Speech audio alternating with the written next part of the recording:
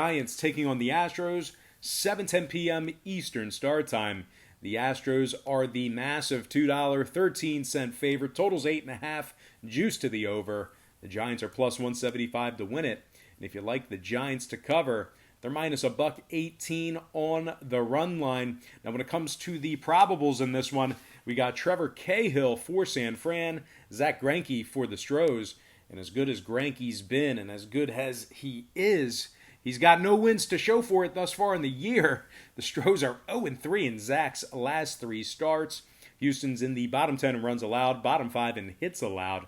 The Astros are coming off a 7-6 loss to these very Giants. They also lost 6 out of their last 7 ball games. They're taking on a Giants squad who won 2 out of their last 4 themselves. And that's going to include a 5-4 victory over the Dodgers during that short span. San Fran is in the top 10 in hits on average per game, top 10 in striking out at the plate, which means they actually don't strike out a whole lot. Donovan Solano is leading the club in hits. He's actually second in the big leagues in batting average, just behind Charlie Blackmon, who's batting .500. But anyway, Don's batting .458 with 15 RBI and 9 doubles. Mike Yastrzemski's also batting .288 with 4 homers and 12 RBI. Wilmer Flores also leads the club with Yastrzemski with 4 homers himself.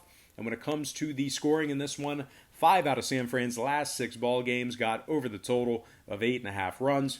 Meanwhile, the Astros saw 6 out of their last 8 at Minute Maid Park get over the posted total themselves. Houston's officially 13-4 to the over for this season, depending on where you're shopping at. A lot of overs for this Houston squad. Give me the Giants plus 1.5 and the over 8.5 in that game.